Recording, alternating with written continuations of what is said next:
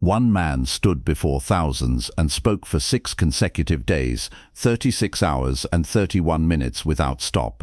He told them how he had destroyed an empire and built a modern republic from its ashes. This wasn't just a speech, this was the blueprint for the impossible. Here's how Mustafa Kemal Atatürk turned defeat into the greatest comeback story in modern history. Don't forget to subscribe, like and comment on videos like this. Picture this. It's October 15th, 1927. Don't forget to subscribe, like and comment on videos like this. Picture this. It's October 15th, 1927. 8 years after the darkest moment in Turkish history, the Grand Hall of the Republican People's Party is packed. Delegates lean forward in their seats. The air is electric with anticipation. Everyone knows something unprecedented is about to happen. Mustafa Kemal Atatürk, the man who achieved the impossible, steps to the podium, in his hand a manuscript, thousands of pages. He's about to do something no leader in history has done before. Tell the complete, unfiltered truth about how he saved a nation from extinction. For the next 6 days, he would barely pause. No notes from others, no committee-written speeches, just one man's memory, one man's vision, one man's incredible journey from the beaches of Samsun to the presidential palace in Ankara.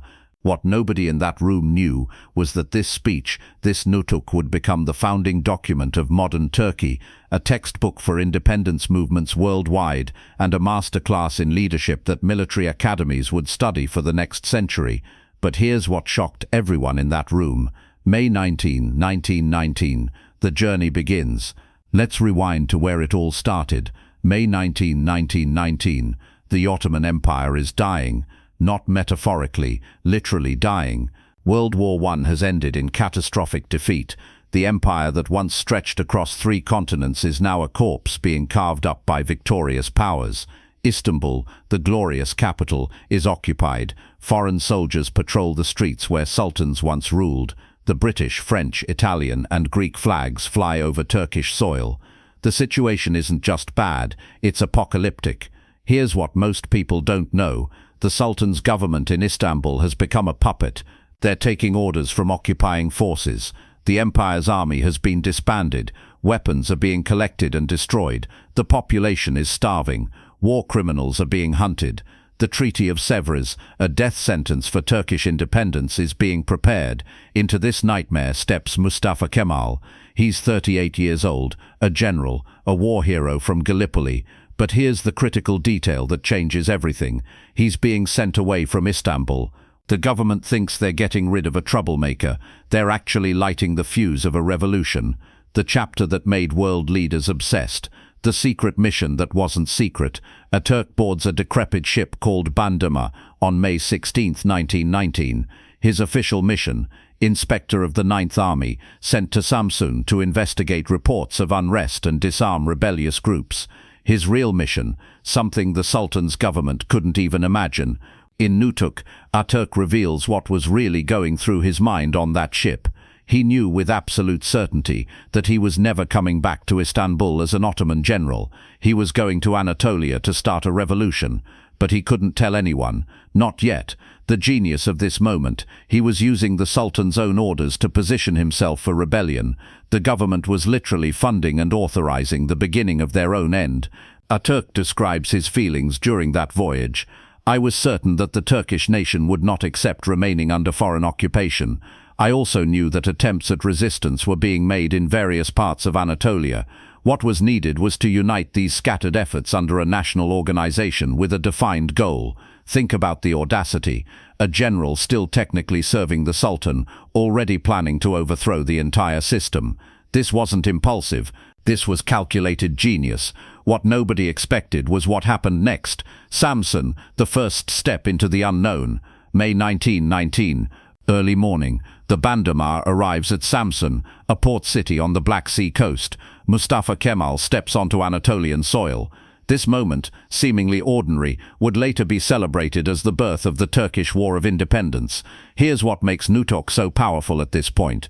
Atatürk doesn't romanticize it. He tells you exactly what he saw. A broken, occupied land, people living in fear, Greek forces preparing to invade from the west, British and French troops controlling key positions, Armenian and Pontian Greek guerrilla groups active in the region, and his resources, practically nothing. A handful of loyal officers, no army, no weapons depot, no money, no communication network. The odds weren't just against him, they were astronomically, impossibly stacked. But here's where Atatürk's genius begins to show. Within days of arriving, he starts sending telegrams, not to Istanbul, to Anatolia, to military commanders, to local governors, to community leaders. The message is carefully coded at first. We must organize to protect our rights. Foreign occupation cannot be accepted. The nation must take control of its own destiny. This is where the Ottoman government got nervous. The Amasya Circular, the point of no return, June 22, 1919. Atatürk is now in Amasya, having travelled through Anatolia, assessing the situation. He makes a decision that will change everything. He issues what becomes known as the Amasya Circular. This document is revolutionary. In Nutuk, Atatürk explains his reasoning with crystal clarity. The Istanbul government cannot fulfill its national duties. This makes it necessary for the nation to take its destiny into its own hands. Read that again. A general, still technically under orders from the Sultan, has just declared the government illegitimate. He's calling for the nation to organize independently. This is high treason. The punishment is death. The Amasya Circular contained 4 critical points. Integrity of the nation and independence of the country are in danger. The Istanbul government cannot carry out its responsibility. The only power that can save the nation is the determination and will of the nation itself. A national congress must be convened immediately. Within hours of releasing this circular, the Istanbul government demands his return. They threaten, they cajole, they order. Atatürk refuses. In Nutuk, he describes receiving the Sultan's order to return. I knew that returning to Istanbul meant the end of everything we were trying to achieve. I had to choose between my career as an Ottoman general and the future of the Turkish nation. The choice was clear. He resigns his commission. He's now officially a civilian. No rank, no authority, just a man with a vision. The real bombshell was what happened at Erzurum. The Erzurum Congress, Democracy in Action. July 23rd, Erzurum, a city in eastern Anatolia. Delegates from across the region gather for what Atatürk calls the Erzurum Congress. This is where theory becomes practice. Here's what's revolutionary about this moment. These aren't military men following orders. These are civilians, local leaders, intellectuals, military officers, representing the people. They're creating a democratic resistance movement from the ground up. In Nutuk, Atatürk dedicates significant pages to the Erzurum Congress because it establishes the foundational principles of everything that follows. The Erzurum Declaration stated, "The nation is united and indivisible. Foreign occupation is rejected.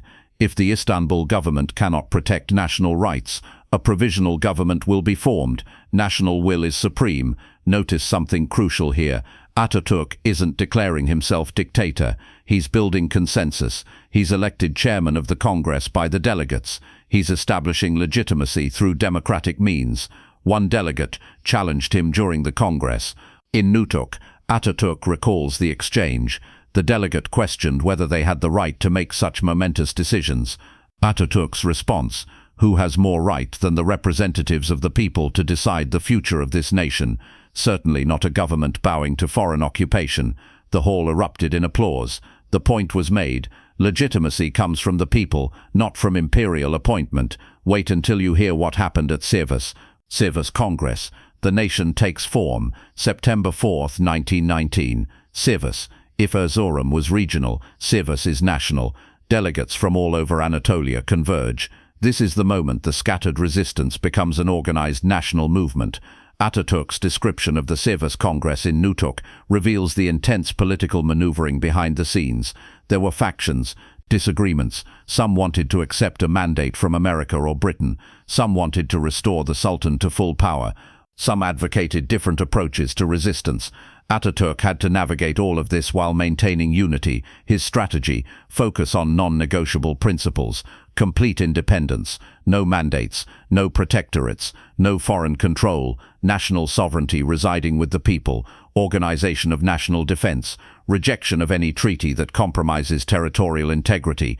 The phrase that became famous came from these discussions, independence or death. But here's what most people don't know about the Sivas Congress. There was an attempt to arrest or assassinate Atatürk. The Istanbul government, seeing the threat he posed, sent forces. The building was surrounded at one point. The delegates debated fleeing. Atatürk's response, as recorded in Nutuk: "We will not run. If they come to arrest us, the nation will see the government's true nature. If they come to kill us, we will die standing for our principles. Either outcome serves our cause." They didn't come. The local population and military units loyal to the national movement surrounded the building to protect the Congress. The government backed down. This is where things got really interesting. The Representative Committee, shadow government. From the Sivas Congress emerged the Representative Committee, essentially a shadow government. Atatürk was its chairman. This committee began functioning as the de facto government of Anatolia. Here's the brilliance. They didn't have official power, but they acted as if they did. They issued orders. They coordinated resistance. They communicated with foreign powers. They managed resources. They built a parallel state structure.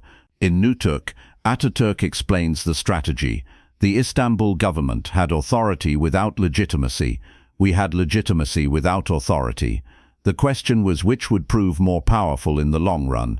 The Representative Committee began establishing defense of rights associations across Anatolia. These were grassroots organizations that served multiple purposes: information networks, recruitment centers, resource collection points, cells of resistance. Think about what's being built here: a complete state apparatus from the ground up while the official state still technically exists. This is revolutionary statecraft in real time. And then Atatürk made his most controversial decision, the break with Istanbul, burning bridges. October 1919, the showdown arrives.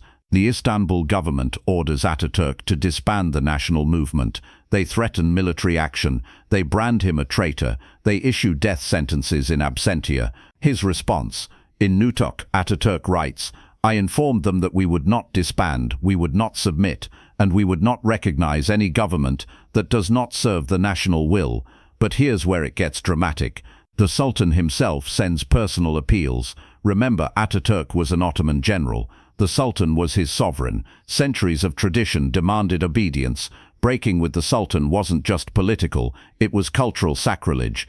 Atatürk's calculation revealed in Nutuk: the Sultan had become a prisoner of occupying forces. Following his orders meant accepting foreign domination. True loyalty to the nation required opposing even the Sultan.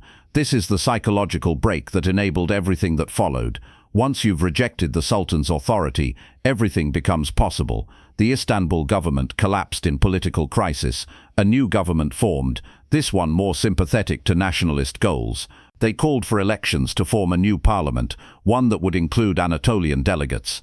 The prophecy about what would happen next came true exactly as planned. The last Ottoman parliament, Trojan horse, January 1920, the last Ottoman parliament convenes in Istanbul. Nationalist deputies from Anatolia arrive. They're Atatürk's people, coordinated by the Representative Committee. The plan is brilliant: take over the parliament from inside. In Nutuk, Atatürk describes this period with the precision of a chess master explaining a complex game. The nationalist deputies arrived with a mission: pass the National Pact, Misaki Milli, a declaration of Turkey's territorial integrity and independence principles. On January 28, 1920, they succeeded. The Ottoman Parliament officially adopted the National Pact. Here were the key points: Rundros, territories with Ottoman Muslim majorities must remain within Turkish borders. The status of regions with non-Muslim majorities would be determined by plebiscite. Complete independence with no foreign interference. Protection of minority rights while maintaining Turkish sovereignty. Opening of the straits to commercial traffic while Istanbul remains Turkish. This was the legal foundation for everything that followed. An official Ottoman government document declaring the principles of Turkish independence. The Allied powers were furious. How dare this defeated empire make demands? What happened next shocked Istanbul. March 16, 1920, the occupation intensifies. The Allied response was swift and brutal. On March 16, 1920, British forces formally occupied Istanbul. They arrested nationalist deputies. They shut down newspapers. They took control of government buildings. The Ottoman government became a complete puppet. This moment, though tragic, was exactly what Atatürk needed.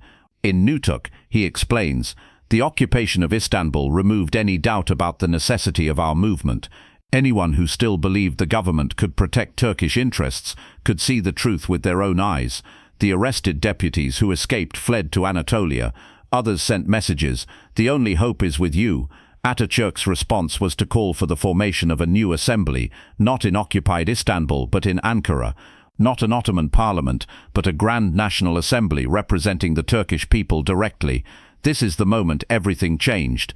April 23, 1920, the birth of a new state. April 23, 1920, Ankara, a dusty, underdeveloped town in central Anatolia. Not a grand capital, not a historic seat of power, just a strategic location in the heart of the country. The Grand National Assembly, Türkiye Büyük Millet Meclisi, TBMM, convenes for the first time. Representatives from across Anatolia arrive. They're meeting in a simple building. No palace, no throne, no sultan. In Nutuk, Atatürk describes the opening session with evident emotion. When I looked at the faces of these representatives, I saw the future of Turkey. These were not courtiers or aristocrats. These were men of the people, chosen by the people, ready to fight for the people. The first act of the assembly, electing Mustafa Kemal as its president. But notice the title, not sultan, not emperor, president of the assembly, first among equals. The second act, declaring that sovereignty belongs unconditionally to the nation. Egemenlik kayıtsız şartsız milletinde. This phrase would become the foundational principle of the Turkish Republic. Think about the radicalism of this moment. In 1920, most of the world still had monarchies. Democracy was limited, even in Western nations. And here, in the ruins of an empire, a new form of government is being born, a republic based on national sovereignty and popular will. But wait, where was the army? The military problem. No army, no weapons, no chance. Here's the impossible situation Atatürk faced in April 1920. The Ottoman army had been disbanded. The weapons had been confiscated or destroyed. The professional military structure was gone. Meanwhile, multiple enemies were closing in. Greek forces advancing from the west, French forces controlling southern regions, Italian forces in the southwest, Armenian forces in the east, internal rebellions from groups opposed to nationalism, British forces supporting all of the above. Atatürk's solution, detailed extensively in Nutuk, was revolutionary. Build a new army from scratch, based on popular participation. He called it the National Forces, Kuvayi Milliye, but these weren't regular forces initially. They were officers organizing local defense. The challenge, unifying these scattered forces into a coherent military structure while simultaneously fighting multiple fronts. In Nutuk, Atatürk admits, "I knew we couldn't win a conventional war. Our strategy had to be different. We would use guerrilla tactics initially, then gradually build regular army units. We would trade space for time, exhaust the enemy, and strike when we had advantage." The first major test came faster than expected. The Eastern Front, the forgotten war. While everyone focuses on the Greek front, Nutuk reveals that Atatürk's first military challenge was in the east. Armenian forces, backed by Russia and later by France, were attempting to establish an independent Armenia that included significant Turkish territory. The battles in the east during 1920 were brutal. Towns changed hands multiple times. Massacres occurred on both sides. The stakes were existential. If the Eastern Front collapsed, the entire national movement would be cut off from crucial resources and territory. Atatürk dispatched General Kazım Karabekir to command the Eastern Front. In Nutuk, he describes his instructions: secure the eastern border, but do so in a way that doesn't provoke unnecessary conflict with the Soviets. We need to be pragmatic about our geopolitical situation. This reveals Atatürk's strategic genius. He was fighting a multi-front war while simultaneously conducting diplomacy. He opened relations with Soviet Russia, the other pariah state of the post-WWY order. Two revolutionary governments, both opposed by Western powers, found common cause. the Treaty of Moscow, March 1921, and the Treaty of Kars, October 1921, with Soviet Russia, secured the eastern border and provided crucial support. In New Turk, Atatürk is candid. I had no illusions about Soviet intentions, but I needed to secure one front to focus on others. Diplomacy is about using your advantages and managing your disadvantages. Then came the real war, the Greek invasion, the greatest threat. June 1920. The Greek army, backed by Britain and with the blessing of the Allied powers, begins a major offensive from Izmir into the Anatolian interior. Their goal: crush the nationalist movement and establish a Greater Greece, including Western Anatolia. The Greek forces were well equipped, well trained, and supported by a functional government. The Turkish forces were not. In New Turk, Atatürk doesn't sugarcoat this. We were facing a professional army with irregular forces. Our soldiers often lacked proper weapons, ammunition, food, and medical care. Only their determination kept them fighting. The first major battle occurred at Inonu, 1st Inonu, January 1921, 2nd Inonu, March 1921. İsmet Pasha, later İsmet İnönü, taking his surname from these battles, commanded Turkish forces. Atatürk's description in New Turk: İsmet Pasha sent a telegram after the first Inonu battle. The enemy has been stopped and thrown back. When I received this message, I knew we had crossed a psychological threshold. We could win. These weren't decisive victories, they were stalemates, but they were moral victories. The narrative changed from impossible to win to we can hold them, but nobody expected what would happen at Sakarya, the battle that changed everything. August-September 1921. The Greek army launches its deepest offensive yet. They're approaching Ankara, the seat of the Grand National Assembly. If Ankara falls, the national movement is finished. The situation is desperate. Some in the assembly suggest retreating further east. Some propose negotiating surrender terms. The mood is near panic. This is Atatürk's finest moment as a leader, and Nuturk dedicates extensive coverage to it. He describes going before the assembly and requesting something unprecedented: complete military authority. He would become commander-in-chief with full powers to conduct the war. The debate was fierce. Some deputies worried about military dictatorship. Others questioned whether even Atatürk could save the situation. But Atatürk made his case: give me this authority for 3 months. If I succeed, you can have it back. If I fail, there won't be an assembly to return it to anyway. The assembly voted. Atatürk received his authority on August 5, 1921. What follows is a masterclass in military leadership. Atatürk went to the front personally. He established his headquarters at Polatli, directly in the path of the Greek advance. His presence electrified the troops. In Nutuk, he describes his famous order: I'm not ordering you to attack, I'm ordering you to die. In the time it takes us to die, other forces and commanders can come forward to take our place. Read that again. He's not promising victory, he's promising death, but meaningful death that serves the greater cause. The Battle of Sakarya lasted 22 days, August 23, September 13, 1921. It was the longest pitched battle of the war. Both sides fought to exhaustion. The Greeks had better equipment, the Turks had better motivation. On September 13th, the Greek army began withdrawing. They hadn't been destroyed, but they'd been stopped.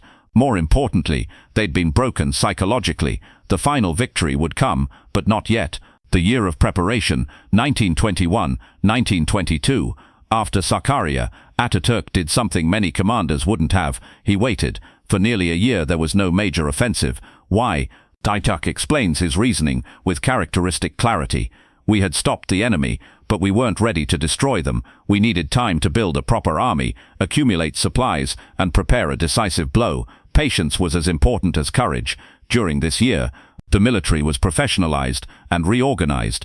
Weapons and ammunition were collected from across the country. Officers were trained in modern warfare tactics. Intelligence networks were expanded. Diplomatic groundwork was laid for post-war negotiations. Atatürk traveled across the country, inspecting troops, meeting civilians, building morale. In Nutuk he describes the determination he saw. Every family had given something: sons, food, money, animals. The entire nation was invested in this struggle. I knew we couldn't fail them. The Grand National Assembly promoted him to the rank of Marshal, Maréchal, and gave him the title of Gazi, veteran victor. He was now Gazi Mustafa Kemal Pasha. And then came August 26, 1922, Part 1, Conclusion, the eve of victory. We'll end part 1 here, on the eve of the great offensive that would drive the Greek army into the sea and change the map of the Middle East forever. What we've witnessed in these pages of Nutuk is the impossible made real. A single man with no resources building a national movement, democracy emerging from empire's ruins, an army created from nothing, multiple fronts stabilized against overwhelming odds, a nation finding its will to fight and survive. In Nutuk, Atatürk reflects on this period. When I stepped onto the soil at Samsun on May 19, 1919, I had nothing but conviction. By August 1922, I had an army, a government, and a nation ready to complete its independence struggle. The transformation wasn't magical. It was the result of organization, determination, and the incredible will of the Turkish people. But the story was far from over. The greatest battles, the greatest betrayals, and the greatest transformations were still to come.